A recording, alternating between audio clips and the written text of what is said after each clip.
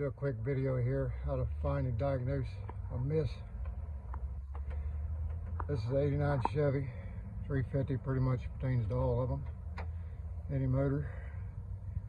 Pretty much just bought it, and the previous owner said the mechanic told him the timing chain was bad. Well, for some reason he threw a bunch of parts at it anyway. Replaced the cap, plugs, wires, brand new distributor, about every sensor on the motor. And then he tells him it's the timing chain. Well, I checked the timing chain, pulled the cap off, put a socket on the bouncer, turn it back and forth, see how much plays in the rotor. Wasn't much. So, did a compression test, 4'6", had 20 pounds.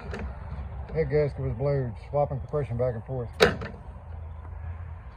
Drove it here, 30 miles, just ran like shit. Didn't overheat or nothing.